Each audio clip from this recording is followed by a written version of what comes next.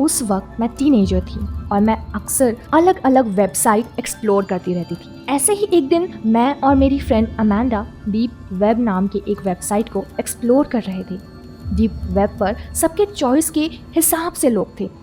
तभी अमांडा ने कहा कि मैं भी वहाँ दोस्त बनाऊं। मैंने उसकी बात मानकर न्यू बेस्ट फ्रेंड पर क्लिक किया। उसके बाद वहाँ प्रोफाइल क्रिएट करने के लिए बोला गया। मैंने प्रोफाइल पर अपना नाम लिसा रखा, जबकि मेरा नाम सुजैन है। प्रोफाइल बनाने के बाद मैं अपने पेज पर पहुंची, जहां अपने पसंद की कैटेगरी चुनने का ऑप्शन आया।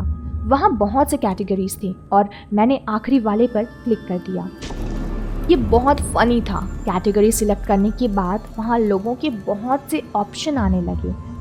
मैंने यूं ही नंबर 5 पर क्लिक कर दिया। ये किसी लड़के की प्रोफाइल थी। मैं उसका प्रोफाइल चेक कर ही रही थी, तभी उसका मैसेज आया कि क्या मैं उससे दोस्ती कर सकती हूँ।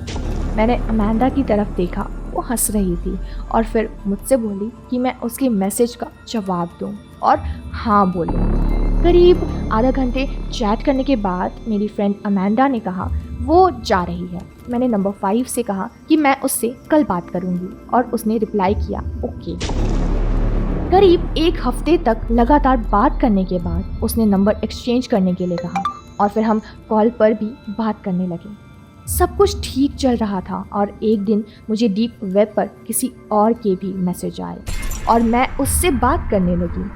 उसने मुझे अपना नाम विलियम बताया। सब कुछ ठीक चल रहा था और फिर हम कॉल पर भी बात करने लगे। मुझे नंबर 5 बार बार कॉल और मैसेजेस करता रहता था और एक दिन उसने मुझसे कहा मैं विलियम से क्यों बात करती हूँ। उसकी बात से मैं चौंक गई कि इसे कैसे पता चला। तब मुझे मालूम चला नंबर 5 ही अलग अलग आईडी से मुझे मैसेज करता था। मैंने उसके सारे नंबर और आईडी ब्लॉक कर दिए। अगले दिन स्कूल से आने के बाद मेरी फ्रेंड अमांडा मेरे घर रुकने आ गई। उस दिन भी हम हमेशा की तरह बैठकर बात कर रहे थे और डीप वेब पर सर्फिंग कर रहे थे। तभी मेरी मोबाइल पर एक मैसेज आया, तुमने मुझे ब्लॉक क्यों किया। ये मैसेज किसी अनजाने नंबर से आया था, इसलिए मैंने उसे क्वेश्चन मार्क भेजा।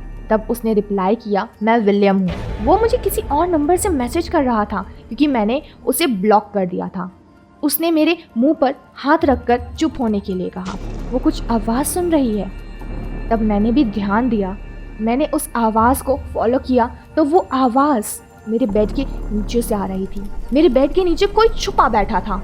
ये देखकर हम ज़ोर से चीखे और हमारी चीख मेरी माँ ने भी सुन ली और उन्होंने पुलिस को कॉल कर दिया। जल्दी पुलिस आ गई लेकिन पुलिस उसे पकड़ नहीं पाई। मैं सोचती रही मैं इतने सारे लोगों से बात करती हूँ, कोई भी मेरे घर आ सकता है और कुछ भी कर सकता है। उसके बाद मैंने डीप वेब कभी ओपन नहीं किया।